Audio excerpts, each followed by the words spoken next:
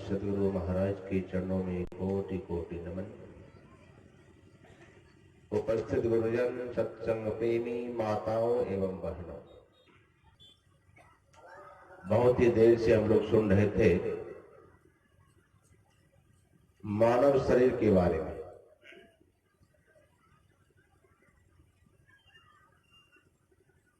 हमारे केनो उपनिषद में भी लिखा है,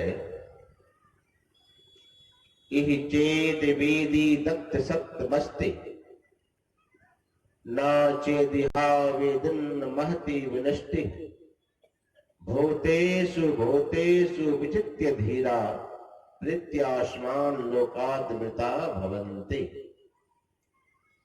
यदि इस जन्म में ब्रह्म को जान लिया तब तो ठीक है, नहीं तो बहुत बड़ी हानि होगी। क्या हानि होगी? हमारे गुरुदेव कहते हैं, युग युगान चहुखान में भ्रमी भ्रमी दुख होरी। युग युगों से हम संसार के योनियों में चक्कर लगा रहे हैं। अब की पासा ना पड़े तो फिर 84। अगर इस जन्म में ब्रह्म को जान लिया तब तो ठीक, नहीं तो 84 में चक्कर लगाना पड़ेगा। ये जन्म किस लिए? जन्म जो हुआ इस बार जो हम जन्मे हैं, ये मत सोचिए कि हम आज पहली बार ही इस मनुष्य शरीर में आए हैं परमात्मा से बिछुड़ करके। जाते नहीं दूर इस दुनिया से कोई चलकर, मिलते हैं इसी दुनिया में सब कोई कपड़े बदल बदल कर। का इस दुनिया से कोई कहीं जाता नहीं है, इसी दुनिया में मिलते रहते हैं। कहां? तो कपड़े बदल बदल करके। कैसा कपड़ा? अभी यहां सब बैठे हैं, सबके तन पर एक ही तरह का कपड़ा है?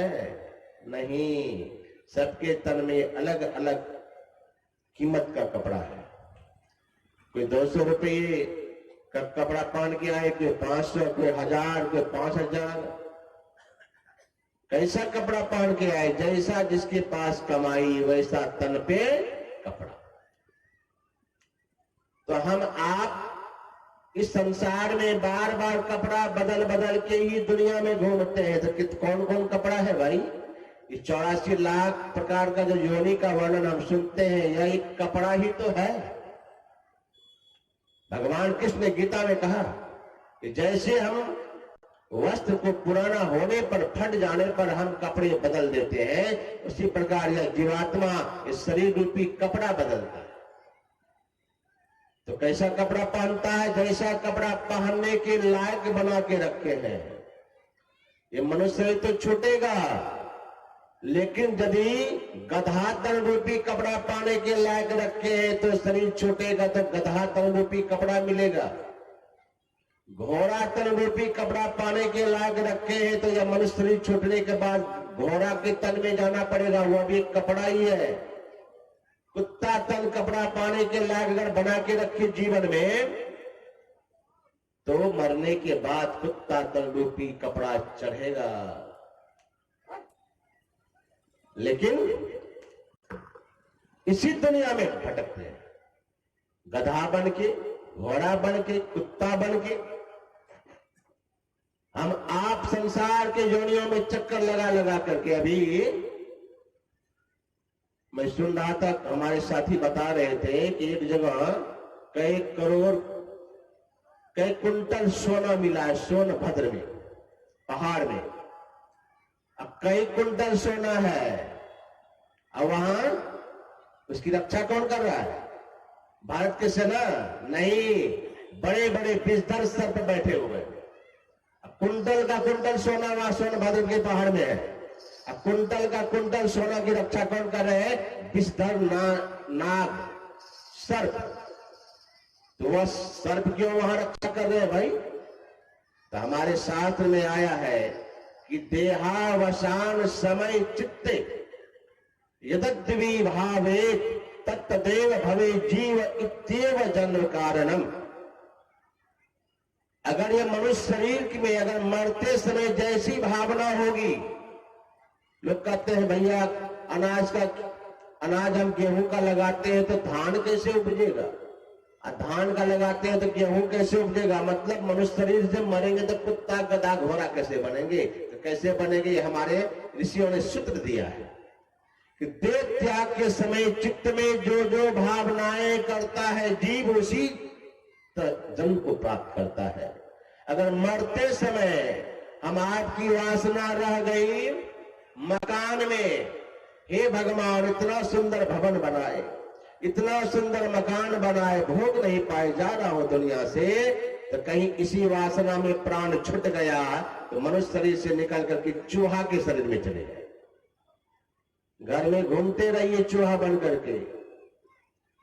कहीं मरते समय वासना लगी रह गई धन में, सोना चांदी बहुत इकट्ठा कर लिए, अब मरते समय सोचते हैं भगवान नालायक बेटा न जाने क्या करेगा हमारे जाने के बाद। कहीं वासना मरते समय उस सोना चांदी धन में लगा रह गया तो मर करके वही सर्प के जोनी में बैठ जाता है और बैठ करके वह सोना चांदी की रक्षा करता है।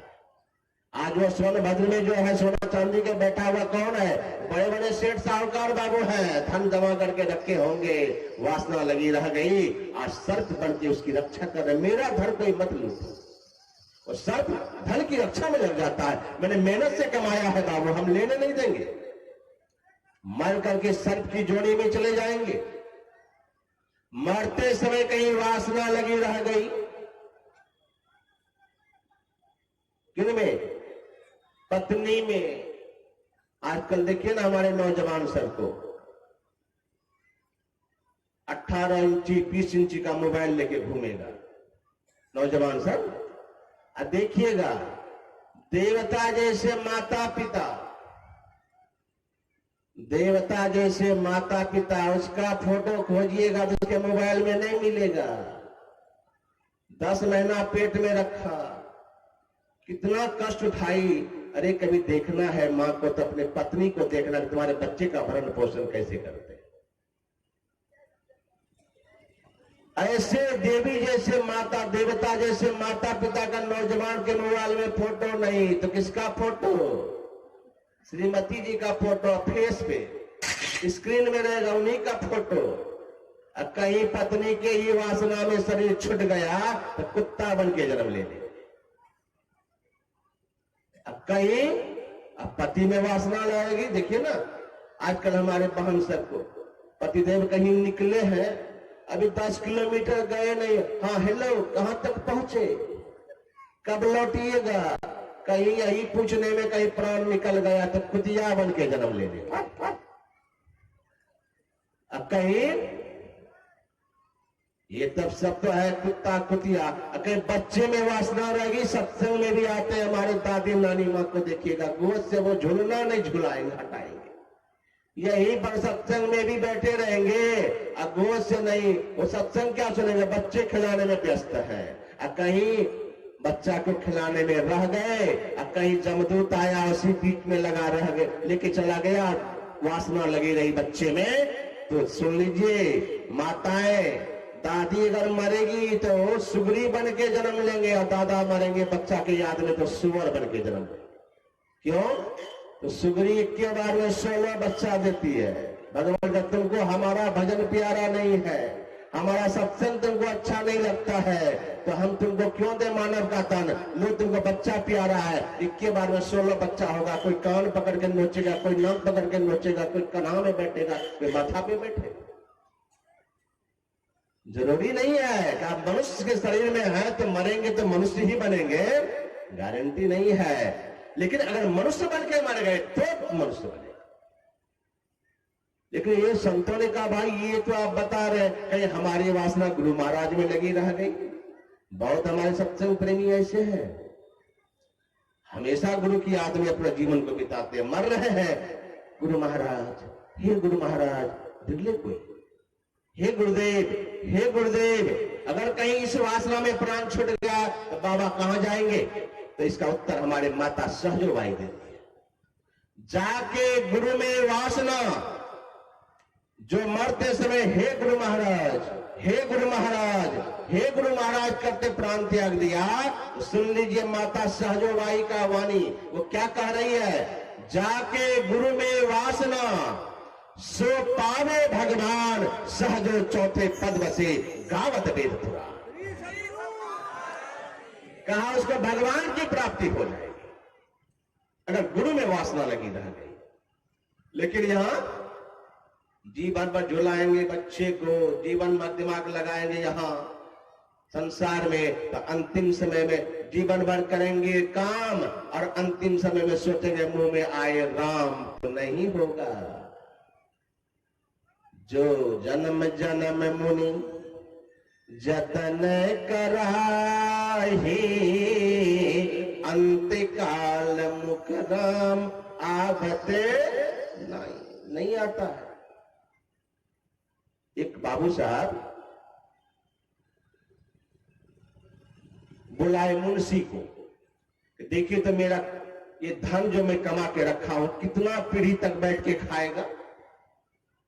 तो वह मुंशी आया, अकाउंटेंट जिसको बोलते हैं कहिए, वो उसके कैलकुलेट किया कि इसका धन इसके पास कितना है, बैंक में कितना है, खजाना में कितना है, अलमारी में कितना है, सब पैसा जोड़ करके देखा।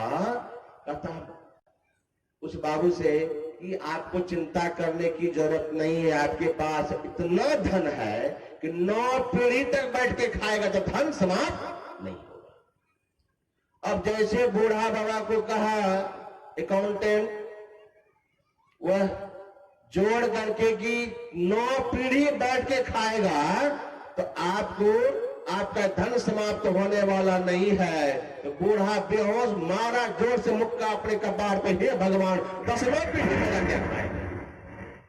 अब माथा ठोकने लगा, 9 पीढ़ी तो खाएगा, 10वां पीढ़ी जो मेरा होगा वह क्या खाएगा। मारा जोर से मुक्का कपार में, बेहोश हो गया और गिर गया। तब बेटा लोग तो परेशान, हे भगवान 9 पीढ़ी तक का धन तो बाबूजी जमा किए, लेकिन एक भी तो पता ठिकाना नहीं बता के गए कि कौन कौन बाबू कितना धन लेके बैठे हैं। गए डॉक्टर साहब को बुला के लाए, डॉक्टर साहब देखिए मेरे बाबूजी को क्या हो गया। डॉक्टर साहब इतना देर बाबूजी को जिंदा कीजिए, कम से कम उससे इतना हिसाब तो ले ले कि 9 पीढ़ी का धन कहां कहां रखे हैं। एक भी बेटा को बता के नहीं गए, माथा ठोके बेहोश हो गए। डॉक्टर साहब आए, देखते हैं बूढ़ा चेत पड़ा, इतना जोर से मुक्का मारा कि 10वां पीढ़ी क्या खाएगा, बेहोश होके पड़ा हुआ। अब डॉक्टर साहब आ रहे हैं, बेटा लोग सब कह रहे डॉक्टर साहब कुछ तो होश लाइए, कम से कम इतना तो हम लोग पूछ रहे सब बेटा मिलके कि धन कहां कहां 9 पीढ़ी का किसके किसके पास कितना पैसा है, कुछ बताए नहीं, बेहोश हो। डॉक्टर साहब कहते अच्छा मैं देखता हूं। डॉक्टर साहब लगे ही इलाज में, बूढ़ा ठीक हो ही नहीं रहा। अब सब बेटा सोच रहा है, लगता है बाबूजी बचेंगे नहीं, इतना कमाए कुछ पता बता के नहीं गए। आपस में बेटा सब विचार करने लगा, अच्छा बाबूजी अब लगता है बचेंगे नहीं, अब तो मर ही गए। लेकिन बाबूजी की अर्थी बढ़िया से सजाएंगे, व्यवस्था करेंगे। कोई कहा नहीं बैंड पार्टी बजा के ले जाएंगे, कोई कहता था नहीं ऐसे ले जाएंगे, कोई कहता था ऐसे ले जाएंगे, फूल सजाएंगे, ऐसे बाबूजी का अर्थी निकालेंगे। तो एक बेटा कहता है इतना खर्चा करने का क्या जरूरत है, बाबूजी तो मर ही न गए। अरे 100 रुपया में म्यूनिसिपैलिटी का गाड़ी मिलता है, ट्रैक्टर, वही ले आएंगे, उसी में लाद के जाएंगे गंगा जी में बहा देंगे। तो बूढ़ा को तब तक होश आ गया और सुन रहा था, कोई बेटा कह रहा था ये करेंगे, कोई बेटा कह रहा था वो करेंगे, लेकिन कोई बेटा ने एक बेटा ने काट दिया, नहीं सब करने की जरूरत नहीं है, 100 रुपया में ट्रैक्टर ले आएंगे, लादेंगे, लेके बाबूजी गंगा जी में बहा देंगे। तब तक बूढ़ा को होश आ गया, सुन रहा था और उठ के बेटा कह रहे पागल, इसमें भी तो पैसा खर्चा होगा, इस म्यूनिसिपैलिटी गाड़ी लाने की जरूरत नहीं है, हम शमशान घाट पैदल चले जाएंगे, शमशान घाट पैदल ही चले जाएंगे, इसमें भी तुम 100 रुपया खर्चा करोगे। ऐसे ऐसे लोग, अब बताइए ये मानव बनेगा कि शमशान घाट भी पैदल जाने की कामना रखते हैं, बेटा से कहते हैं इसमें भी 100 रुपया खर्चा होगा।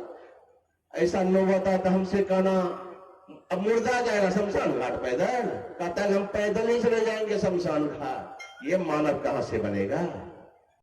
लेकिन सोचिए इतना सुंदर मानव तन परमात्मा ने दिया, कब हो कि करी करुणा नर देहि, देत ईष्ट बिनु हेतु स्नेही।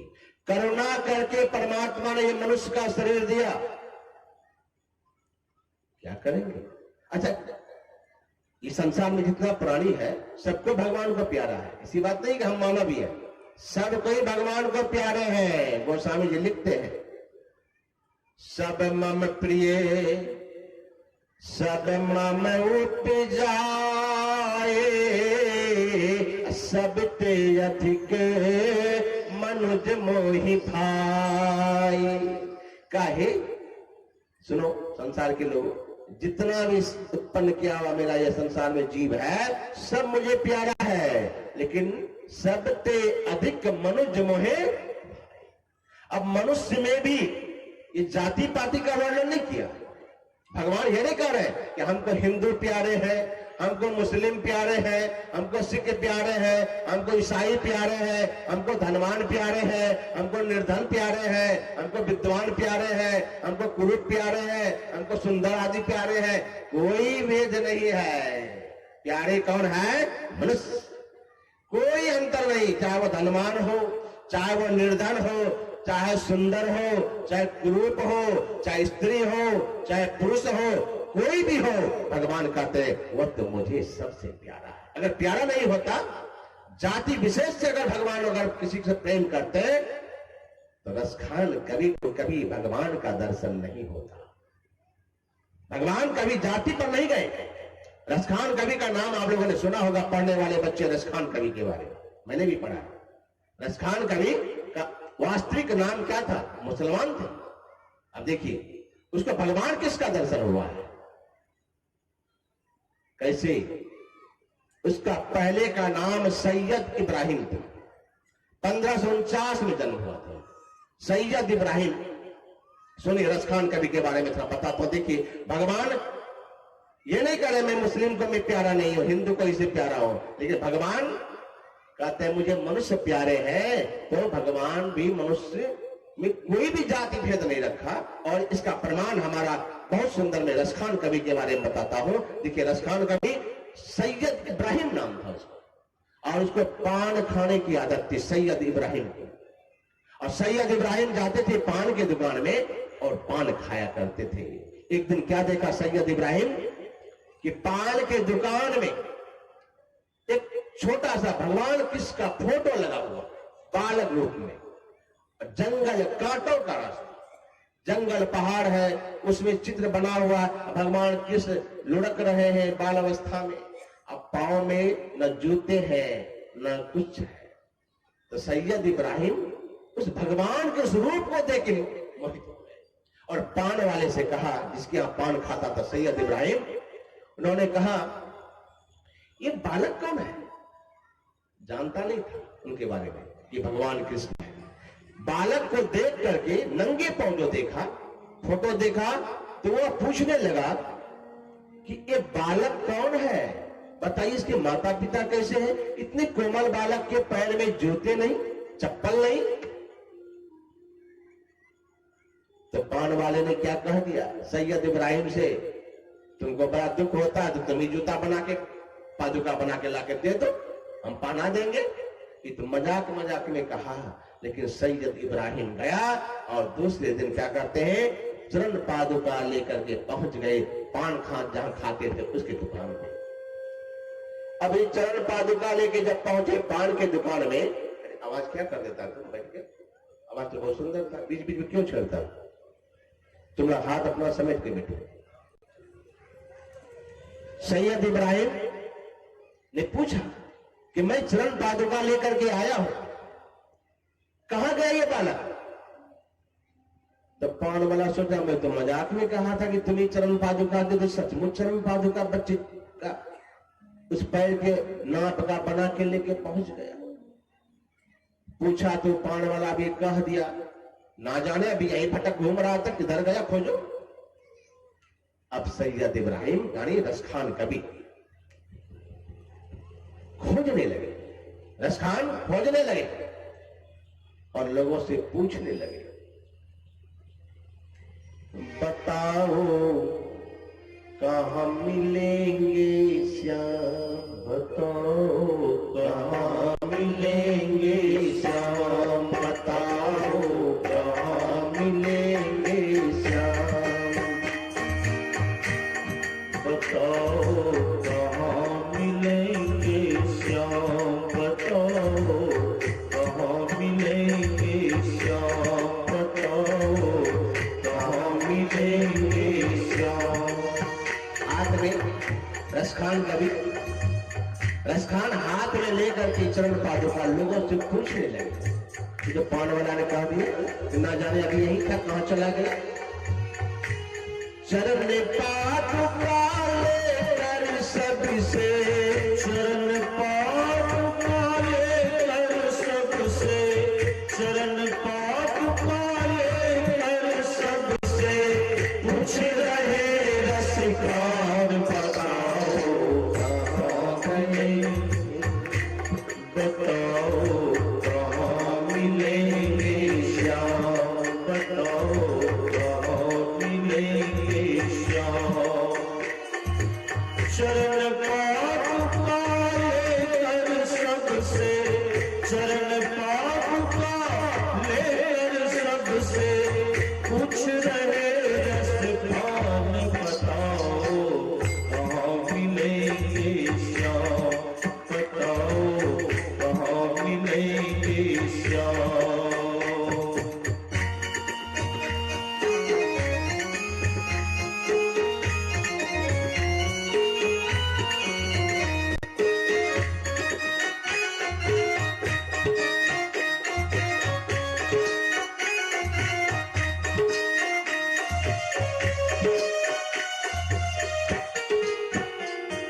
रसखान लोगों से पूछने लगे, तुमने देखा है बालक को?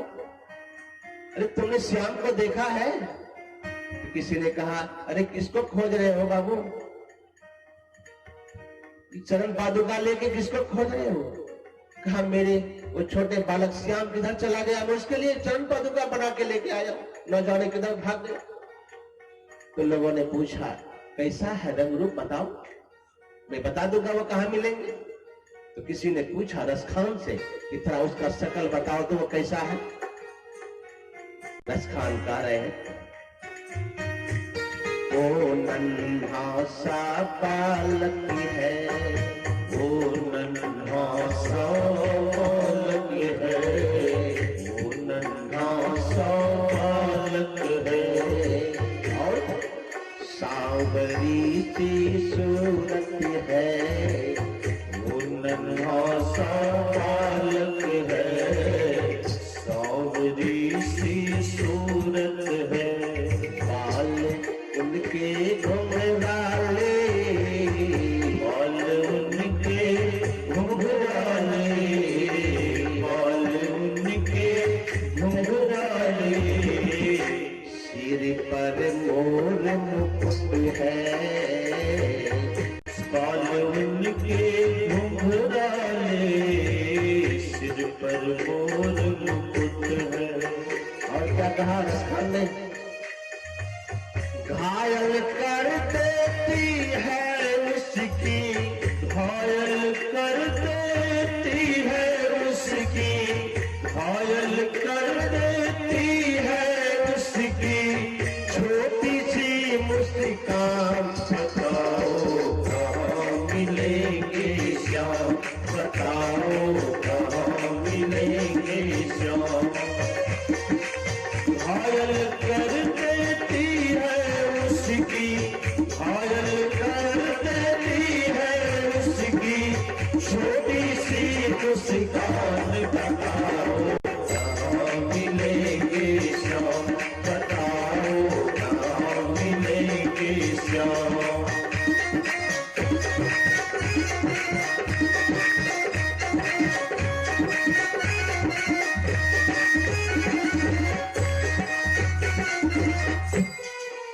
वह हिंदू भाई समझ गए, पूछने वाला हिंदू भाई कि वो कैसा शकल है उसका, समझ गया। एक आ रहे बाल घुंघराले हैं, नन्हा सा बालक है, सांवरी सी सूरत है, मोर मुकुट है, तो हिंदू भाई समझ गए एक तो मुस्लिम है सैयद इब्राहिम, इसको ज्ञान नहीं है, ये किसको खोज रहा है। तो हिंदू भाई ने कहा सुनो, इब्राहिम से कहा, सैयद इब्राहिम से सुनो, समझ गया तो किसी का पता है पूछ रहा, समझ गया तो किसका पता है पूछ रहा, वो है बांके बिहारी,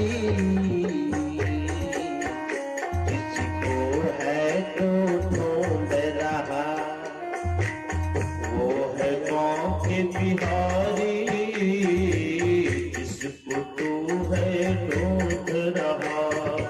और हिंदू भाई ने कहा मैं समझ गया, अरे तू जैसा सकल रूप रंग बता रहा हो बांके बिहारी है, नाम हजारों है उनके, नाम हजारों है उनके, नाम हजारों है उनके, कई जगह है धाम, कहाँ मिलेंगे श्याम बताओ, कहाँ मिलेंगे श्याम, नाम हजारों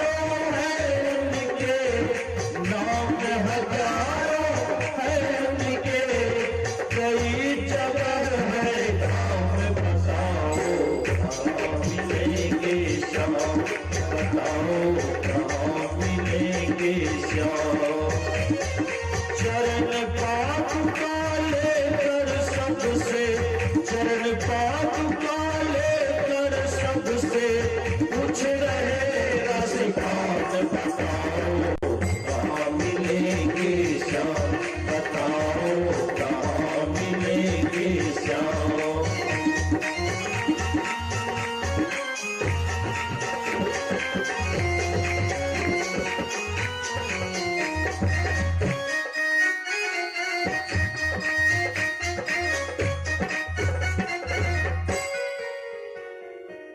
अबे रसखान तो बता रहे जिसे तो खोज रहा मैं समझ गया। हिंदू भाई ने कहा चले जाओ, हजारों जगह इसके धाम है, लेकिन इसको पाना है तो चले जाओ कहां, वृंदावन धाम। रसखान को भेज दिया कहां, वृंदावन धाम।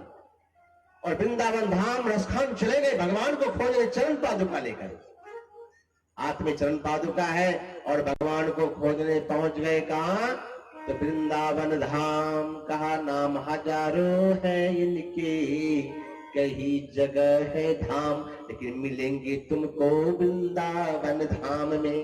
चले जाओ। सैयद इब्राहिम यानी रसखान चले गए चरण पादुका लेकर वृंदावन धाम, और वहां बांके बिहारी का मंदिर अभी भी है। हम लोग भी बहुत बार गए हैं वृंदावन में। बांके बिहारी का मंदिर का दर्शन कभी कभी होता है, पट बंद होता है, 1 मिनट के लिए खुलता है, थोड़ी देर झलक, फिर बंद, फिर खुलता है, फिर बंद होता है। हजारों भक्त खड़े रहते इंतजार में बांके बिहारी के मंदिर में, घंटों खड़ा रहना पड़ता है उसकी प्रतिमा की दर्शन करने। बांके बिहारी का मंदिर सबसे वृंदावन में प्रसिद्ध मंदिर है। कहा अगर तुमको पाना है, अगर उससे मिलना है तो चले जाओ वृंदावन धाम। तो रसखान चले गए चरण पादुका लेकर के वृंदावन धाम और मंदिर में प्रवेश करने लगे। देखा यह मुस्लिम है। पंडित जी ने कहा तुम तो मुस्लिम हो, हम तुमको अंदर जाने नहीं देंगे। सैयद इब्राहिम को अंदर जाने नहीं दिया गया। कहां जा रहे हो? पंडित ने रोक दिया। और रसखान ने हाथ जोड़ लिया पंडित जी से, हमें मत रोको, मुझे न रोको भाई, मुझको न रोको भाई, मुझको न रोको भाई, मुझको न रोको भाई, मुझे है मिलना श्याम से है जरूरी, मुझको न रोको भाई, मुझे है श्याम से मिलना जरूरी। सैयद इब्राहिम ने कहा हमको मत रोको, हमें उससे मिलना है। पंडित जी गए, तुम जैसे को अंदर जाने की इजाजत नहीं। और सैयद इब्राहिम सबको अंदर नहीं जाने दिया पंडितों ने, और अरस खान सैयद इब्राहिम सोचा हमको तो अंदर जाने देगा नहीं, इसलिए कि हम मुस्लिम हैं। तो कहा, हे श्याम, मैं तो अंदर नहीं जा सकता हूं, लेकिन तुम तो बाहर निकल सकते हो, इसलिए मुझे जाने नहीं दिया जा रहा। तो मैं यहीं बैठ के सीढ़ी पर बैठ के बाहर में रस खान इंतजार करने लगे, बैठ के इंतजार करने लगे, वृंदावन धाम के सीढ़ी पर बैठ के इंतजार करने लगे। और कहा, हे श्याम, मुझे अंदर जाने नहीं दिया जा रहा, मुझे रोक दिया गया, लेकिन मैं अंदर नहीं जा सकता, तू तो बाहर आ सकता है, और जब तक तू बाहर नहीं आएगा मैं इसी सीढ़ी पर बैठा ही रहूंगा। और बैठा रहा। सब लोग चले गए मंदिर से, पूजा पाठ करके पट बंद हो गया, फाटक बंद हो गया, लेकिन रसखान वहीं बैठे, सीढ़ी पर बैठे। लाइट क्यों बंद कर दिया भाई? सीढ़ी पर बैठे हैं, इंतजार कर रहे हैं, और कह रहे हैं मैं अंदर नहीं गया तो गया, तू तो बाहर निकलेगा ना, कभी कभी ना कभी तो निकलेगा। जब तू निकलेगा तभी मैं चरण पादुका तुम्हारे चरणों पे दूंगा, पाना के ही जाऊंगा। और रसखान वहीं बैठ करके रात बिताई। कहा? सीढ़ी पर, सीढ़ी पर बैठ के रात बिताई, सीढ़ी पर बैठ के रात बिताई, सीढ़ी पर बैठ के रात बिताई। उसी जगह सीढ़ी पर बैठकर जग करके इंतजार करने लगे, हे श्याम, तो कभी तो निकलेगा। रात हो गई, आधी रात, सब लोग चले गए, और रसखान उसी सीढ़ी पर बैठ करके इंतजार करने लगे, कभी न कभी तो श्याम निकलेगा। आधी रात हो गई, जाग के रात बिताई, और तभी एक आहट सी आई, तभी एक आहट सी आई, तभी एक आहट सी आई। जाकर रात बिता रहे, एक आहट आई, इसे किसी की आने की आहट, पट तो बंद है, और आहट आई तो रसखान चौंक गए। कभी दाएं देखे, कभी बाएं देखे, कभी आगे देखे, कभी पीछे देखे, और आहट जो आई उसको लगा किधर से आवाज आ रही, किसी के आने की आवाज आई है। दाएं देखते हैं, बाएं देखते हैं, सामने देखते हैं, पीछे देखते हैं, किधर कोई नहीं। नजर पड़ता है चरणों पर, सीढ़ी पर जो रसखान बैठे थे, ठीक उसके चरणों पर क्या देखा? चरणों पर बैठा है। किसके चरणों पर? सैयद इब्राहिम रसखान के चरणों पर। कौन? चरणों पर बैठा है, चरणों पर बैठा है, चरणों पर बैठा है। कौन बैठा है? छोटा सा नन्हा श्याम, बताओ कहाँ मिलेंगे श्याम, बताओ कहाँ मिलेंगे श्याम, बताओ कहाँ मिलेंगे श्याम। चरणों पर बैठा है, चरणों पर बैठा है, नन्हा सा श्याम, बताओ कहाँ मिलेंगे श्याम, बताओ कहाँ मिलेंगे, बताओ कहाँ मिलेंगे श्याम, बताओ कहाँ मिलेंगे श्याम।